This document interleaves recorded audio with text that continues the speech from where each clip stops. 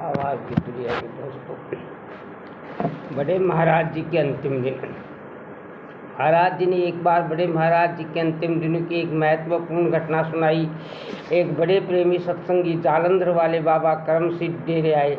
उन्होंने भाई गांधी बड़े महाराज जी के निजी सेवादार को सूचित किया कि गुप्त सूत्र से पता चला कि एक सेवादारनी ने जो बड़े महाराज जी की सेवा में अपने भाई से कोई दस्तावेज तैयार करवाया। इस दस्तावेज में लिखा है कि उस सेवादारनी के बड़े महाराज जी के प्रति भक्तिपूर्ण सेवा को देखकर बड़े महाराज जी ने इनाम के तौर पर उसे अमृतसर का सत्संग घर दे रहे हैं। बाबा करम सिंह ने भाई गांधी को बताया, ये दस्तावेज टाइप होकर तैयार वे उस सेवादारनी के पास हैं और इस पर बड़े महाराज जी की दस्तक होने बाकी है। कृपया उस पर दस्तक मत होने दीजिए। महाराज जी उस समय महाराज जी की सेवा में वहीं मौजूद थे। भाई गांधी ने पूरी बात सुनाई और उनसे कहा कि ये सब बड़े महाराज जी को बता दें और उनसे निवेदन कर दें कि वे दस्तक न करें। महाराज जी ने जवाब दिया, मैं उनसे ऐसा कह सकता हूँ कि ये उनकी जायदाद है और अगर वह उसे देना चाहते हैं तो मैं रोकने वाला कौन होता हूँ। महाराज जी ने कहा, फिर भी मैंने सोचा कि अगर ये फरेब करने की कोशिश है तो जैसी भी हो उसका पता लगाना चाहिए और अगर ये सचमुच फेरे हुए तो इसे रोकना होगा। उन दिनों सब लोग बड़े महाराज जी की कोठी में ही सोया करते थे। बड़े महाराज जी बीच के कमरे में सोते थे और पास के एक तरफ से कमरे में सेवा करने वाली महिलाएं सोती थी, दूसरी ओर महाराज जी तथा कुछ और लोग सोते थे। रात होते होते जब सब लोग बहुत थक कर गहरी नींद सो गए, तब महाराज जी जहाँ सेवादार बीवियाँ सो रही थी वहाँ धीरे से गए और बड़ी आहिस्ता से वह कागज महिलाएं जेब से निकाल लाए। उसे पढ़कर महाराज जी को पता चल गया कि जो कुछ भी उनसे कहा गया था वह बिल्कुल सही था और उस कागज पर अभी बड़े महाराज जी के दस्तक होने बाकी थे। फिर महाराज जी ने उस कागज को धीरे से उस सेवादारनी की जेब में वापस रख दिया। महाराज जी ने हमें बताया कि बाद वह बड़े परेशान हो गए क्योंकि उन्हें इस समस्या का कोई हल नहीं मिल रहा था। एक ही सवाल उनके मन में बार बार आता रहा, अगर बड़े महाराज जी इतने वर्षों की सेवा के कारण सच में उस सेवादारनी को सत्संग कर देना चाहते हैं तो इस बारे में पूछने वाला कौन होता हूँ मैं। इस बारे में पूछने वाला कौन होता हूँ, लेकिन अगर उनके दस्तक धोखे से कोई लंबी कहानी गढ़कर कराए जाने वाले हैं तो फिर किसी कीमत पर भी ऐसा नहीं होने देना चाहिए। वे इस बारे में बड़े चिंतित हो गई, इसलिए वे नदी के किनारे सैर करने गए ताकि वह इस समस्या पर शांति विचार कर सके, लेकिन उन्हें कोई हल नजर नहीं आया और वे वापस आ गए। वापस आने पर महाराज जी डॉक्टर स्मिथ के साथ बड़े महाराज जी के पास गए।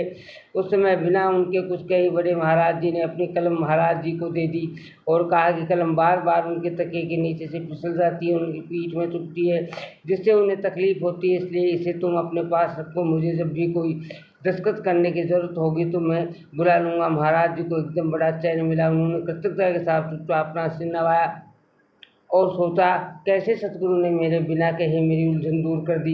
ये कलम हर वक्त महाराज जी के पास रहती थी। इस संबंध में महाराज जी ने हमें एक और बात सुनाई। लाला मुंशीराम बड़े महाराज जी के सेक्रेटरी थे। वह नम्र होने के साथ साथ बड़े बुद्धिमान और चतुर भी थे। डेरे के सारे रुपए पैसे और संपत्ति कानून बड़े महाराज जी की मलिकियत थी और बैंक में डेरे का खाता उनकी निजी नाम पर थे। बड़े महाराज जी अपनी वसीयत बना चुके थे और उन्होंने सरदार बहादुर जी को अपना उत्तराधिकारी नियुक्त कर दिया था। लाला मुंशीराम ने सोचा कि बड़े महाराज जी के बाद डेरे का काफ़ी पैसा वसीयतनामे की प्रमाणित प्रतिलिपि लेने में और उसकी फीस आदि देने में खर्च हो जाएगा और उसके बाद ही बैंकों के खाते सरदार बहादुर जी के नाम पर हो पाएंगे। इसलिए उन्होंने सोचा कि बड़े महाराज जी सरदार बहादुर जी और उनकी खुद के नाम पर बैंक में एक संयुक्त खाता खोल कुछ रुपया उसमें जमा करवा दिया जाए। अरे इस ख्याल से उन्होंने एक चेक बनाया और बड़े महाराज जी उस पर दस्तखत करने को कहा। बड़े महाराज जी दस्तखत के लिए मना करके लाला मुंशीराम का दिल नहीं दुखाना चाहते थे और महाराज जी उस समय वहाँ पर थे नहीं, इसलिए उन्होंने चेक पर अपने दस्तखत हमेशा से कुछ अलग तरह से कर दिए। लाला मुंशीराम चेक को बैंक में ले गए पर क्योंकि दस्तखत ठीक नहीं थे, मैनेजर ने चेक का भुगतान करने से इनकार कर दिया और कहा, मुझे अफसोस है दस्तखत में फ़र्क है और रकम बहुत बड़ी है, इसलिए क्या आप दूसरा चेक ले आएंगे। लाला मुंशीराम दोपहर को भोजन से में डेरे लौट आए, लेकिन वे बहुत चिंतित थे। उन्होंने महाराज जी को बैंक का पूरा वृत्तांत सुना और कहा, बड़े महाराज जी के हाथ कांपने लगे हैं और वे अपने सही दस्तखत करने में अब असमर्थ है। मेरी समझ में नहीं आता क्या करूं। महाराज जी ने केवल इतना ही कहा, मुझे एक नया चेक दे, मैं उस पर फिर से दस्तखत करवा दूंगा।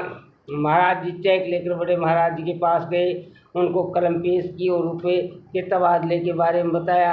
बड़े महाराज जी ने चेक पर अपने हमेशा जैसे दस्तखत कर दिए, तब महाराज जी ने मुस्कुराते हुए लाला मुंशी राम को चेक दे दिया। आवाज़ की दुनिया की दोस्तों, पुण्यात्माओं, सत्संग प्रेमियों, सब्सक्राइब है ये नितांत आवश्यक है।